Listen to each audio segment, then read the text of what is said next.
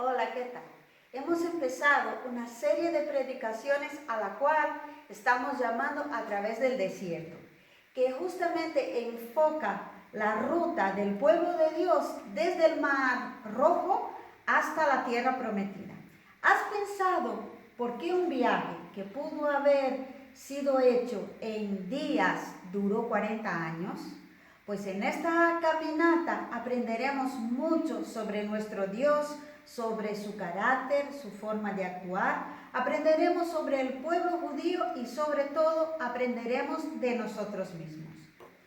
Dios aprovechará este viaje para enseñarnos, para probarnos y para que sepamos lo que hay dentro de nuestro propio corazón, como dice Deuteronomio 8:2. En algún momento de nuestra vida, todos hemos pasado por algún desierto. Pues yo quiero animarte, ven a caminar con Dios con nosotros.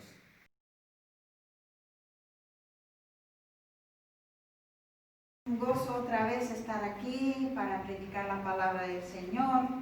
Y seguimos en nuestra ruta de Éxodo, nuestra ruta a través del desierto. Y pues después de muchas horas trabajando con los diapositivos para esa predicación y buscando fotos y poniendo los versículos para que les haga todo más fácil, pues las diapositivas se quedaron en mi casa. Pero no pasa nada porque eso no nos impide de predicar la palabra de Dios. Entonces te invito en esta mañana pues a abrir tu Biblia o tu móvil en el capítulo 17 del libro de Éxodos.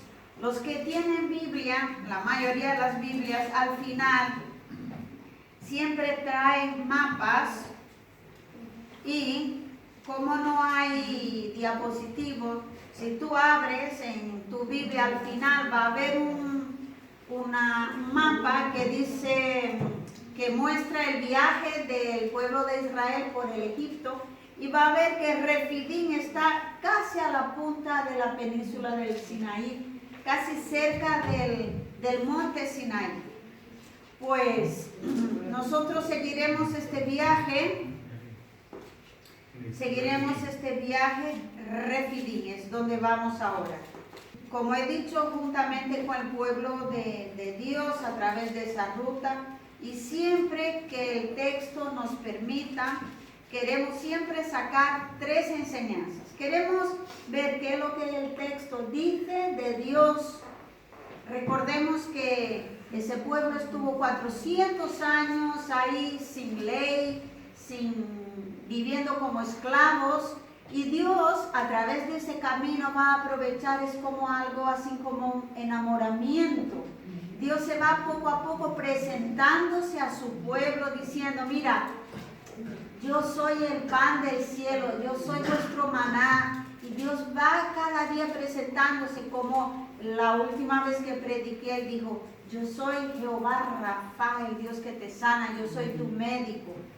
Y entonces cada parada o a través de este camino queremos aprender qué es lo que dice el texto sobre Dios. Queremos aprender sobre el pueblo a través de sus actitudes, aprender cómo se comporta el ser humano y por supuesto sobre nosotros mismos.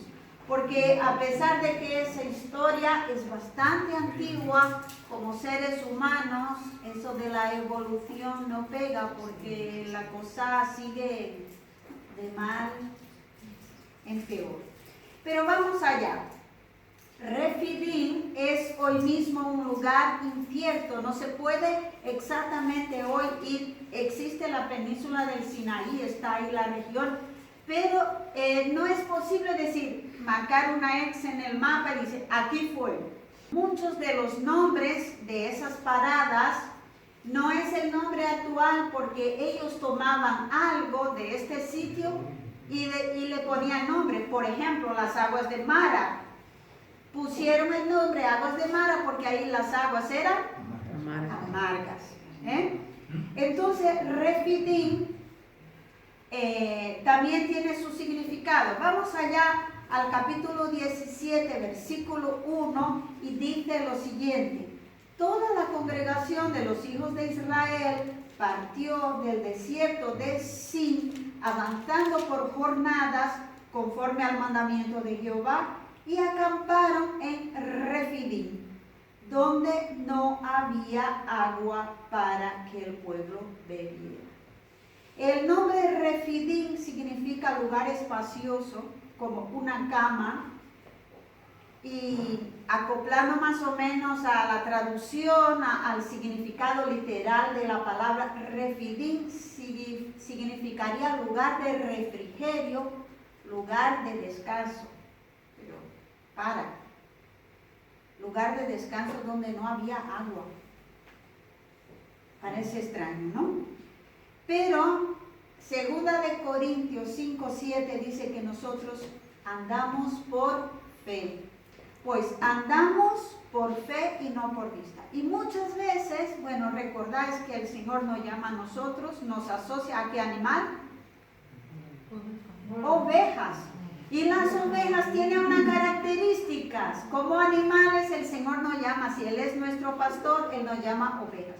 Y una de las características de las ovejas, aparte de la lana, es que tiene poca vista. Y entonces nosotros no vemos lo que el Señor ve. Y el Señor dice Refidim, en el significado es un lugar espacioso, es un lugar de refrigerio.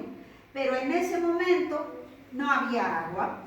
Pues aunque la situación a los ojos humanos pues pueda ser de sequía, de desierto, el Señor tiene poder para dar la vuelta a la tortilla y cambiar todo eso, ¿no? Ese texto, como he dicho, se parece un poco a lo que habíamos predicado anteriormente, porque hay ciertas repeticiones. Aparte del agua, de la falta del agua, hay otra cosa que se repite, es la murmuración. Vamos a ver.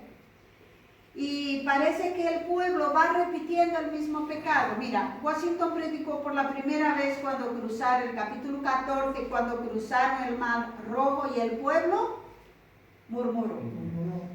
Después en el capítulo 15, en aguas de Mara, el pueblo murmuró. En el capítulo 16, Dios le da el maná y el pueblo murmuró. Y hoy en Refidim no hay agua y vamos a ver que el pueblo otra vez murmuró. No aprende, ¿no? Parece. Pues vamos a leer el versículo del 2, de ahí del mismo 17 al 4. Y dice: y disputó el pueblo con Moisés diciendo: danos agua para que bebamos. ¿Por qué disputáis conmigo? ¿Por qué tentáis a Jehová? Les respondió Moisés. Así que el pueblo tuvo allí sed y murmuró contra Moisés: ¿por qué nos hiciste subir de Egipto para matarnos de sed a nosotros, a nuestros hijos y a nuestros ganados? Entonces Moisés clamó a Jehová y dijo: ¿qué haré con este pueblo? Poco falta que me apedree. La murmuración es un pecado tan común entre nosotros y está asociado a diferentes sentimientos. A veces murmuramos porque tenemos envidia. Alguien que tiene algo que no tenemos o es como a nosotros nos gustaría hacer, y entonces pues murmuramos de esa persona. Hay un refrán brasileño que dice: mis amigos no tienen defecto, pero los enemigos, si no los tienen, yo los pongo. ¿Ah? Y es más o menos así. A veces la murmuración hace parte del contexto y nosotros vivimos hoy así. Están las redes sociales, que es una forma elegante del cotilleo, de dar paso a murmuración, a hablar mal de algunas personas, ¿no? Pero sobre todo la murmuración está asociada al olvido y a la ingratitud. Y era justamente el caso del pueblo de Dios.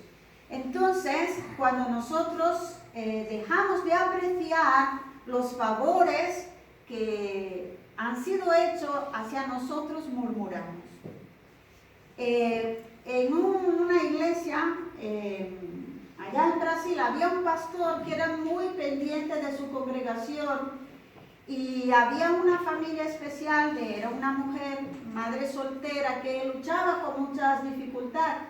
Y ese pastor y su familia pues se volcó a esta familia de estar pendiente de sus necesidades, de saber que su hija no tenía un padre, de tratarla de incluir en algunas actividades de su familia, de ver cuando le faltaban cosas. La situación era muy fea, pues el pastor le apoyó en todo. Le regaló cosas más o menos caras, televisión, o sea que el pastor siempre estuvo pendiente de esta familia, de esta mujer que no tenía marido. Y al final, pues llegó el momento de que el pastor se iba de la iglesia y esa mujer después de un tiempo se desapareció de la iglesia. Y cuando el pastor le fue a preguntar, oye, te echamos de menos, ¿qué ha pasado? Y entonces la mujer muy enfadada dijo, ¿sabe qué, pastor? Usted nunca predicó sobre el amor. Eso es lo que pasa con la murmuración cuando nosotros nos olvidamos los favores que alguien hace nosotros, pues se borra y pasamos a ser desagradecidos. Durante todo el camino Dios iba haciendo milagros cada día y el pueblo iba murmurando. Cada dificultad nueva que aparecía borraba de la mente del pueblo lo que había sucedido días atrás. Si podéis volver una hoja, en el capítulo 16, versículo 8, Moisés habla al pueblo diciendo, ¿pero qué pasa con vosotros? ¿Murmuráis contra mí, contra mi hermano, contra nosotros? Moisés no, dice, no, vuestras murmuraciones son en contra de Dios. Dice el capítulo 16, versículo 8 dice, ¿quién somos nosotros? Vuestras murmuraciones no son contra nosotros, sino contra Dios. ¿Y qué pasa aquí? Moisés es alguien, por así decir, o Moisés o los líderes. ¿Qué pasa? Que están por encima de cualquier crítica. No se puede criticar los líderes. Por si acaso aquí Moisés era alguien perfecto. No. Y la misma Biblia declara los pecados de todos estos hombres que fueron usados por Dios. Y nosotros sabemos que Moisés había matado a un egipcio, ¿no? Cosas que yo creo que ninguno de nosotros aquí tendríamos el temor o el valor de hacerlo, ¿no? Matar a una persona. Pero Moisés estaba en este lugar por obediencia a Dios. No estaba ahí porque él quería, sino que Dios le llamó. Y cuando Dios le llamó, él dijo, mira, yo creo que yo no soy la persona con el perfil ideal para ese trabajo. Empezó a dar excusas y Dios dijo, ya está, vas tú y punto. Vas a contar con la ayuda de tu hermano Aarón, pero eres tú la persona. Este pueblo no se daba cuenta, no logra entender, el pueblo judío, que estamos ahí en el versículo 17, no se daba cuenta del mal tremendo, del daño tremendo que la murmuración podía causar. Y a veces nosotros pensamos que estamos haciendo, no, eso no es chisme, es un cotilleo, es una crítica, es una observación. Pero no sabemos el alcance y el daño que murmurar de una persona puede causar. Pero nosotros debemos estar pendientes de lo que dice la Biblia. Yo voy a citar 2 versículos. Dice, 1 Corintios 15, 33, dice, no os engañéis. Las malas conversaciones corrompen las buenas costumbres. Mucha gente conoce ese versículo de memoria. No os engañéis. Las malas conversaciones corrompen las buenas costumbres. Y Filipenses 2:14, Pablo dice a esta iglesia tan amada, dice, haced todo sin murmuración ni discusiones, para que seáis irreprochables y sencillos, hijos de Dios sin manchas, en medio de una generación maligna y perversa, en medio de la la cual resplandecéis como lumbreras en el mundo. Hoy la gente quiere ser diferente. La idea de tener redes sociales es que cada uno quiere mostrar que es más guay o más inteligente o más guapo o más creativo. Y ahí pues bajamos videos, fotos, con caritas, todo con la lengua afuera, pero pensamos que somos diferentes. Yo no sé qué atractivo tan bonito tiene la lengua hacia afuera, pero si vais a mirar, hay un montón de fotos, todo con la lengua hacia afuera, pero bueno. Pero lo que Pablo dice es que debemos ser diferentes en medio de este mundo que toda la gente murmura, toda la gente, aunque quiere ser igual, termina siendo igual que todos. Y Pablo nos anima a ser diferentes, a hacer todas las cosas sin murmurar y sin discusión. Es difícil, pero si está escrito en la Biblia significa que es posible. Pues, ¿y cómo es que Dios actúa ante esa murmuración? Hace un milagro y Dios les da lo que ellos necesitaban, no lo que ellos merecían. A lo mejor si Moisés fuese como Juan del Nuevo Testamento, diría, ya va, Señor, vamos a orar ahora, manda fuego y quema toditos ahora mismo porque ya esa gente ya no aguanta. Pero dice la Biblia que Moisés era manso. Y mira, el versículo 6 del 17 dice eso el Señor a Moisés. He aquí yo estaré delante de ti allí sobre la peña en Horeb. Voltearás la peña y saldrá de ella aguas y beberás el pueblo. Y Moisés lo hizo así en presencia de los ancianos de Israel. No les dio lo que ellos merecían, pero les dio lo que ellos necesitaban. Pero Dios no pasa en blanco este fallo. Dios no deja ese pecado como, pues, deja eso, no le voy a poner atención. No le deja impune porque en varios libros de la Biblia Dios registra este evento. Y el nombre Refidim, que era lugar espacioso de refrigerio, ahora es cambiado por dos nombres, por Masá y por Meribá, que significan rencilla, significa provocación. Y en varios, como he dicho, en los Salmos, en otros libros, dicen como advertencia, mira, no hagáis como ellos en el día de Meribá y de Masá, porque provocaron al Señor. El 17:7 dice, y dio a aquel lugar el nombre de Masá y Meribá, por la rencilla de los hijos de Israel, porque tentaron a Jehová al decir, ¿está pues Jehová entre nosotros o no? Pues Masá significa prueba en el sentido de provocación y Meribá significa rencilla, murmuración o como una protesta. Mira, y así como el maná que predicó Washington la semana pasada hacía alusión a Cristo como el pan que descendió del cielo, la peña de Horeb hace alusión o nos señala a Cristo. Y hemos cantado, Él es la roca, ¿no? Él es la peña de Horeb que está brotando, del agua que brotó de la roca. Y en 1 Corintios 10 dice eso muy clarito, en el versículo dice, va hablando, ¿no? De 1 a 4, que mira, hermanos, no ignoréis que nuestros padres, es decir, nuestros ancestros, ¿no? Estuvieran todos bajo la nube y ellos comieron del mismo alimento, es decir, del maná, y todos bebieron de la misma bebida espiritual. Y ahí dice muy clarito, Pablo dice, esta roca era Cristo. Dios no les dio en este momento lo que ellos merecían, pero les dio lo que ellos necesitaban. Y Cristo, al igual que nosotros, Dios no nos dio la paga conforme nuestros pecados.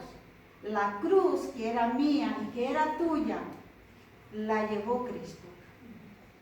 Y lo que nosotros merecíamos y lo que merecemos por ser pecadores es la muerte. Porque la Biblia dice, la paga del pecado es muerte. Pero el don gratuito de Dios es el perdón, es la salvación. Y eso para nosotros, Iglesia Majerit, debería tener un significado especial al hablar de la peña de Oreb. Porque la peña de Oreb pues nos recuerda a un manantial, porque Majerit significa manantial de agua. Y eso remonta a nuestro logo, Juan 14:4, que dice que Cristo es esa fuente, ese manantial de aguas. Y Él nos invita a beber. Él dice, todo aquel que bebiere del agua que yo le diere, no tendrá sed jamás. Es lo que tenemos escrito ahí. Pero que de Él habrá una fuente que salte hasta la vida eterna. Por eso cuando volváis dentro de un tiempo a escuchar hablar o volver a leer ese pasaje sobre esa agua que brotó de la peña de Oreb, recordad a Cristo como esa fuente de agua y recordad vuestra iglesia. Pues mira, cuando todo parecía que estaba bien, ya estaba ahora en un refidí, había agua fresca brotando de la roca, aparece la guerra. Aparece un pueblo llamado Amalecitas. El versículo 8 dice, entonces vino Amalec y peleó contra Israel en Refidí. Como he dicho, mira, parece que Dios no quiere o no quería que el pueblo fuese feliz. Porque tiene sed y le lleva a un lugar con aguas amargas. Está cansado, para descansar, le lleva a un lugar donde no hay agua. Cuando están saciados de agua, venga un pueblo, un ejército, una banda de maleantes, por así decir, levanta una guerra entre ellos. ¿Quién era esos? Aquí dice Amalec, es decir, era un pueblo que era descendiente de Amalec. Eran medio parientes o medio familia de los israelitas, porque era uno de los nietos de Esaú, solo para recordar, ¿no? Había dos gemelos ahí que luchaban desde la tripa de su madre, que era Jacob y Esaú. Jacob luego pasa a ser llamado Israel, y Esaú pues sigue su camino, forma su gente, se multiplica y se forma ese pueblo.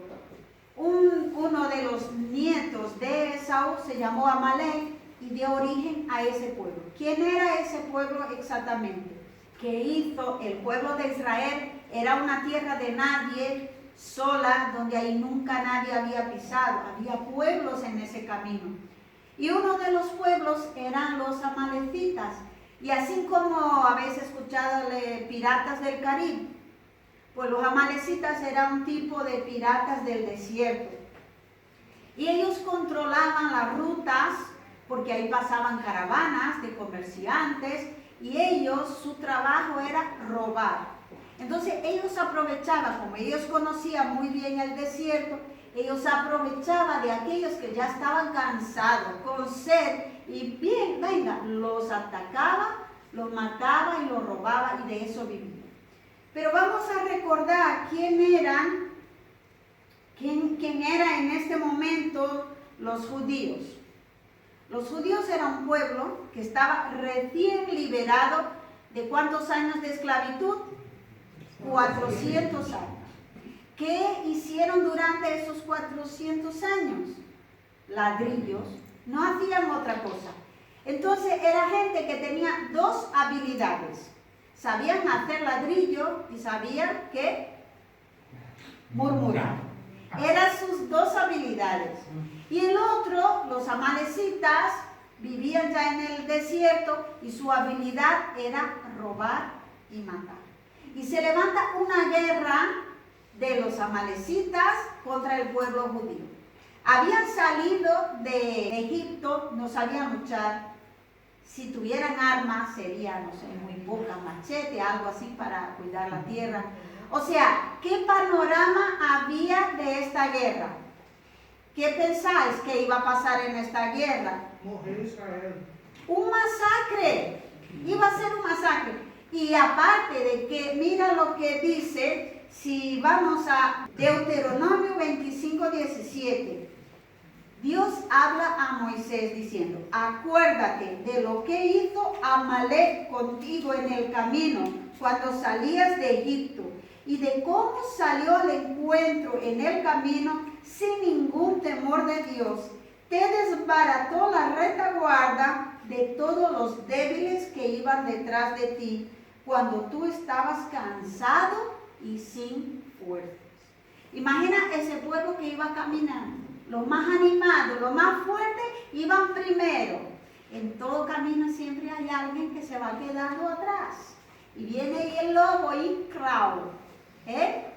Entonces, ojo, cuidadito vosotros que sois un poquito más lentos en la caminata del Señor. No quedáis mucho atrás, porque el enemigo se aprovecha de nuestra debilidad. Pues así hizo Amalek. Venía y atacó a los que venían detrás, aparte de atrás, aprovechando de su debilidad. Pero para acortar la historia, no fueron masacrados, sino ganaron. Ganaron la guerra, no a punto de por su fuerza ni por su estrategia.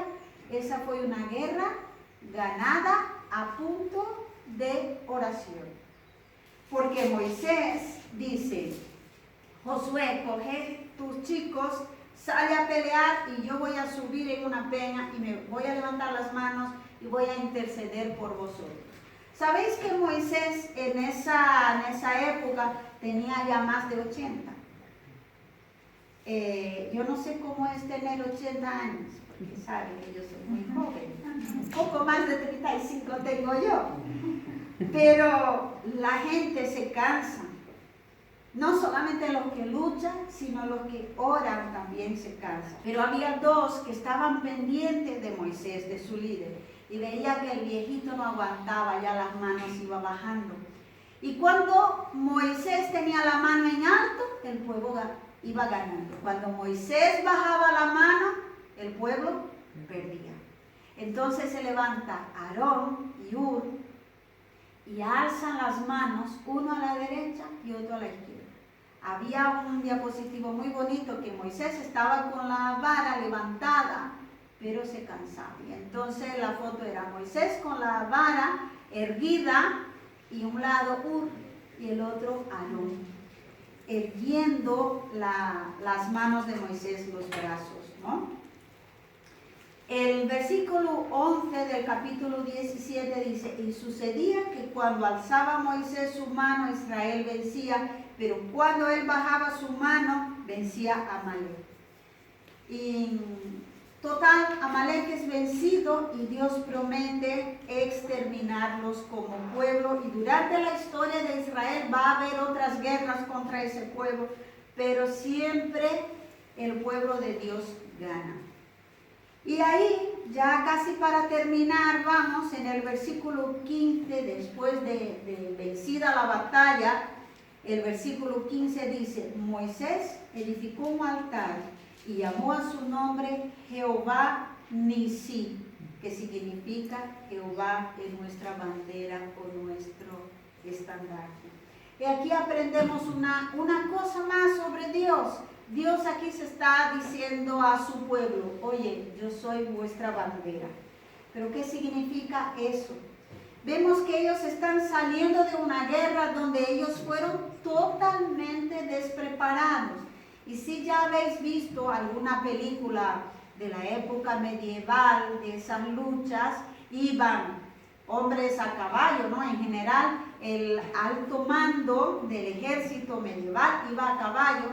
Los que luchaban iban con espadas, con machetes, caminando, pero siempre hay uno que lleva una bandera. Ese no lucha. Él está rodeando todo el campamento y él siempre lleva esa bandera, o llevaba, era época, ¿no? El estandarte o la bandera de ese ejército. Y en verdad una bandera es mucho más que un trozo de tela. Sus colores, todos los elementos tienen un significado especial y nos identifica como país. Mira, aquí tenemos gente de diferentes países. Y cuando tú pues estás en un sitio, por ejemplo, o en otro país, de repente tú ves la bandera de tu país y dices, uy, ahí están los míos, ¿no? Cuando fuimos a Senegal, no, estábamos en Guinea, creo, y tuvimos la oportunidad, mira, y yo no soy nativa española, pero fuimos al consulado español ahí. Uy, te da una cosa así, uy, estoy en mi tierra, ¿no? O cuando tú ves, por ejemplo, la bandera de tu equipo de fútbol, ¿no? O de un partido, o sea, nos identifica. Eso declara nuestra devoción, nuestras creencias y nuestros valores. Entonces, como decía, en la antigüedad, todos los ejércitos llevaban una bandera y tenían diferentes significados. Mira, primero, identificar cómo estaba la batalla y dónde estaban luchando, porque si de repente te perdías, te alejabas mucho de dónde estaba tu ejército, era una presa fácil. Entonces buscaba mirar dónde estaba la bandera y ahí siempre te reunían. Otra cosa, la bandera tenía un efecto psicológico sobre los soldados. Mantener el estandarte en alto era como mantener la motivación o mantener elevada su autoestima o moral. Tanto que si alguien hería ese que llevaba la bandera, otro rápidamente la cogía y seguía con ella en alto. En algunos casos tenía un sentido como mágico o protector. Los cruzados que salían a luchar en nombre de la fe y conquistar la Tierra Santa, iban luchando en contra de los musulmanes y esos estandartes tenían escudos y siempre tenían algo relacionado con la fe. De manera que la bandera también les daba confianza y les daba una esperanza de victoria. Recordemos que ellos, ese pueblo estaba saliendo de una batalla que había ganado por misericordia de Dios. Y Dios estaba cumpliendo en ellos la promesa que había hecho a Abraham. Dijo, voy a hacer de vosotros una gran nación. Y una nación necesita una bandera. Todos los países tienen su bandera. Cuando, por ejemplo, un país es colonizado por otro y se independiza, una de las cosas que se organiza es hacer la bandera del nuevo país. Tenemos la bandera de España, pero había una bandera de cuando era la dictadura de Franco, que no es la misma, o la bandera republicana. Y así, la bandera de la época colonial no es la misma de la bandera de un país que es independiente. Pues Dios estaba formando en ellos una gran nación. Y Dios dice, yo soy Jehová Nisi, yo soy vuestra bandera. Y en Cantares dice que su estandarte sobre mí es el amor. La bandera de Dios sobre su pueblo es su amor. Él amaba a este pueblo a pesar de su murmuración, a pesar de su ingratitud, a pesar de su pecado. La bandera de Dios sobre nosotros sigue siendo su amor, porque Él dice, Dios amó a este mundo, a ti y a mí, de tal manera que Él envió a Cristo Jesús para que nadie se pierda, más que todos tengamos vida eterna. Para cerrar esta mañana, ¿qué es lo que aprendemos de ese texto? Primera cosa, di no a la murmuración. Nosotros podemos aprender de los errores de los demás. Siempre tenemos la oportunidad, no somos esclavos. Nadie nos obliga a hacer algo que no queremos. Entonces, si en una situación surge una conversación que te da margen para hablar mal de alguien que no está ahí, no lo hagas. Dile no a la murmuración.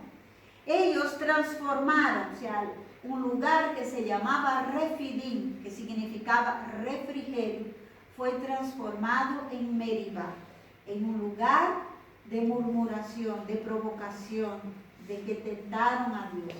Un lugar donde mostraron su ingratitud a las bondades de Dios. Entonces, no transformemos, mira, y pone atención.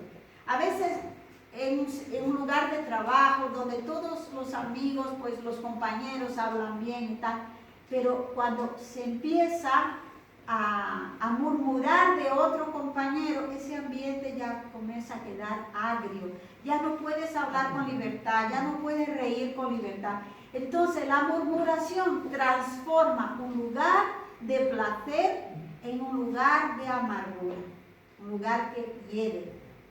Hay una definición de la murmuración por un hermano que es psiquiatra, y él dice: murmurar es hablar lepra, porque la palabra mata.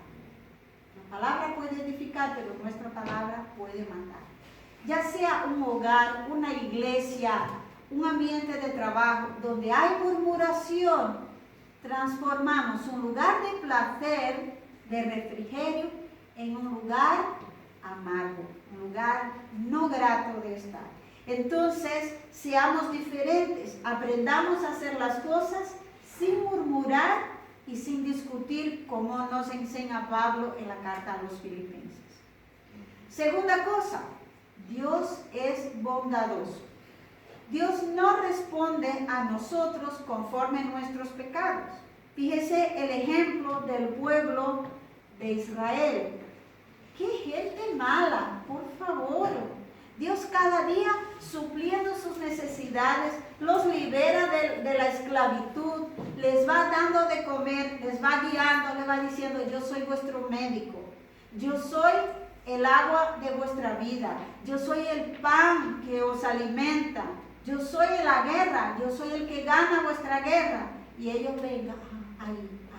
Y Dios respondía supliendo sus necesidades. Pensad cada uno en vuestras propias vidas, si nosotros hemos actuado como esos murmuradores israelitas. ¿Será que hemos sido así alguna vez? Pues hay tiempo de pedir perdón a Dios. Y ojo, no abuses de la misericordia de Dios. En ese momento Dios suplió la necesidad del pueblo, pero Dios no pasa impune por nuestro pecado, porque Él es misericordioso, pero Él es justo. Y entonces, hermanos, yo como iglesia os pido, os ruego en el nombre de Jesús, que no actuemos así, que no seamos desagradecidos con todo lo que Dios nos da. Y a veces nosotros pensamos que la vida, la comida, el trabajo, la salud es algo que lo merecemos, que tenemos lo que tenemos por nuestro propio esfuerzo. No, la prueba está aquí. Ellos iban a ser masacrados en una guerra, pero por la misericordia de Dios, ellos ganaron esa guerra. Y la tercera cosa, las batallas de la vida las ganamos juntos, No somos lo que somos por nosotros mismos, por el color de nuestros ojos, ni por lo guapo, ni lo fiel que pensamos que somos. Nosotros primero necesitamos de Dios. Y segundo, lo necesitamos los unos a los otros. Siempre en la vida necesitamos sostener a alguien y en algún momento ser sostenidos. Hay un otro texto más adelante de Deuteronomio, cuando Dios va preparando el pueblo para disfrutar de la tierra. Dios dijo: ojo, cuando entréis en esta tierra, cuando estéis ahí ya instalados, con casas, con viñas, con todo muy bien preparado, no penséis que todo eso fue por la fuerza de vuestro brazo. Y a veces nosotros olvidamos, olvidamos que todo lo que tenemos o lo que somos es por la misericordia de Dios. Mira, yo os quería dejar una tarea para el hogar. Dice la pedagogía que nosotros solo aprendemos lo que practicamos. Si sabemos las tablas de multiplicar, y porque pasamos muchas horas memorizando esas tablas, Mamá ahí ayudando. Y entonces, pues yo quiero daros 2 tareas. No los voy a revisar, no le voy a poner punto negativo ni positivo. Eso vosotros mismos podéis poner. La primera lección, vamos a aprender a no murmurar. Y entonces, para eso, yo os reto a memorizar un versículo sobre la murmuración. Aquí yo he hablado de 2 versículos. Y si no te gustan estos, pues puedes buscar en la Biblia hay otros. Le he hablado de 1 Corintios 15, 33, que dice, no os engañéis, las malas conversaciones corrompen las buenas costumbres. La palabra de Dios grabada en nuestro corazón, según lo que dice la Biblia, no digo yo, es poderosa para ayudarnos a no pecar. El salmista en el Salmo 119 dice, que tus palabras he guardado en mi corazón para no pecar contra ti. Entonces busca guardar un versículo en tu corazón y a la hora que te presenten una situación que el enemigo te va a pinchar para que murmures de alguien, el Espíritu Santo te va a traer la memoria a ese versículo y tú vas a poder resistir. No os engañéis, las malas conversaciones corrompen las buenas costumbres. Y cité también Filipenses 2, 14 y 15, que dice, haced todo sin murmuración ni discusiones. El versículo va un poco más allá y dice, para que brilléis como lumbreras en el mundo. Entonces la primera tarea es buscar, memorizar un versículo sobre la murmuración. Y la segunda tarea es intenta actuar como Aarón y como Hur.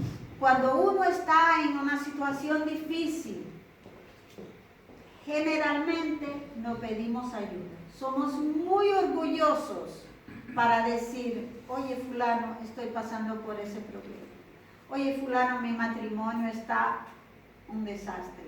O fulano, la situación en mi trabajo está fatal. No buscamos ayuda.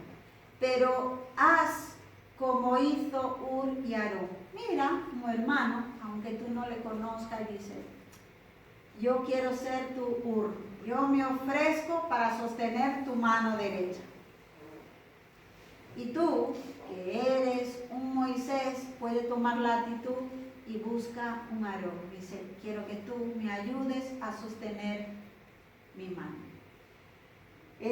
Como he dicho, cuando las cosas van mal, la culpa es del pastor, siempre, y siempre lo será. Yo me he propuesto a estar sosteniendo una de sus manos. Creo que es mi papel, pero también el pastor necesita el apoyo de sus hermanos. Yo sé que mucha gente ora por nosotros y sí, hoy pobre de nosotros si no fuera eso. Pero yo te dejo esas 2 lecciones prácticas para que aprendamos y podamos aprovechar algo de ese texto que el Espíritu Santo quiso dejar escrito para nuestra enseñanza. Memoriza un versículo sobre la murmuración. Pide ayuda al Señor. Dice, yo no quiero murmurar, Señor. Yo quiero que mis palabras sean de bendición en la vida de los demás. No quiero transformar ambientes de placer en lugares de sequedad, de provocación, de tentación. Y yo quiero ser una persona que pueda sostener en oración a otra persona en sus batallas. Hasta Moisés, el gran Moisés, tuvo que aceptar ayuda. Entonces, pues que nosotros también aprendamos a aceptar. Amén.